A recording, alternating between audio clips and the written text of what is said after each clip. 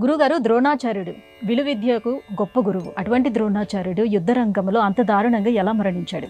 దారుణంగా మరణించడం ఏముంది? యుద్ధ రంగంలో మరణించే వాళ్ళందరూ దారుణంగానే మరణిస్తారు. శత్రువుల చేత ఛేదింపబడతారు, మరణిస్తారు. అది దారుణమే. కనుక ద్రోణాచార్యుడు కూడా అట్లాగే మరణించాడు. కానీ ఇక్కడ ప్రశ్న ఏమిటంటే, అటు పాండవులకు ఇటు కౌరవులకు కూడా యుద్ధ విద్యను పరిపూర్ణంగా నేర్పినవాడు ద్రోణాచార్యుడే. అటువంటి ద్రోణాచార్యుడే వాళ్ళ చేతులలో ఎలా సంహరింపబడ్డాడు? దీనికి రెండు కారణాలు ఉన్నాయి.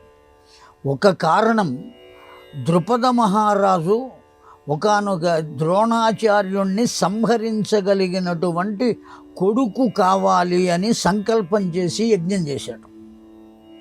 ఆ యజ్ఞకుండము నుండి దృష్టద్యుమ్నుడు అనేటువంటి అతడు పుట్టాడు. కనుక అతడు సంకల్పం ప్రకారం ద్రోణాచార్యుడు ఎవరి చేత సంహరింపబడాలి అంటే దృష్టద్యుమ్నుని చేత సంహరింపబడవలసిన ఆవశ్యకత ఉన్నది.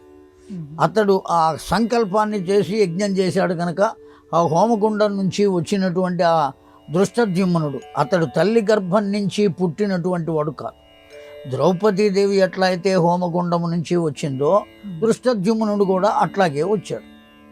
కనుక అతడి చేత సంహరింపబడి ఉండాలి. కనుక అతడి చేత సంహరింపబడ్డాడు దారుణంగా. ఇది మొదటి కారణం. రెండవ కారణం, ఒక్కొక్కరికి ఒక్కొక్క రకమైనటువంటి నియమాన్ని భగవంతుడు ఏర్పాటు చేశాడు. బ్రాహ్మణ క్షత్రియ వైశ్య శూద్రులని 4 చాతుర్వర్ణ్యాం మయా సృష్ట్వా గుణకర్మ విభాగశ అని ఉన్నది.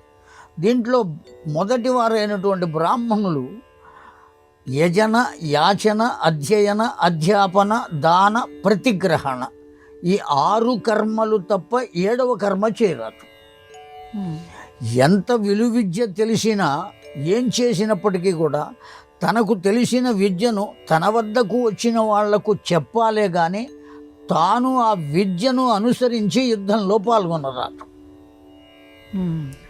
ద్రోణాచార్యుడు ఉపాధ్యాయుడయ్యుండి బ్రాహ్మణుడయ్యుండి తాను కేవలం నేర్పవలసిన వాడు, నేర్పడం మాత్రమే కాకుండా దుర్యోధనుడు ప్రార్థించడం చేత ఆ దుర్యోధనుడు కీర్తి ప్రతిష్టలతో పొగిడి అనేక రకాలుగా చేయటం చేత పొంగిపోయినటువంటి ద్రోణాచార్యుడు యుద్ధరంగంలో పాల్గొన్నాడు.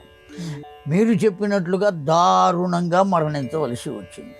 చేయవలసిన రీతిగా చేస్తే అట్లా రాదు. చేయకూడని పని చేశాడు కనుక మరణించాడు. అది రెండవ కారణం. ఇది కారణం.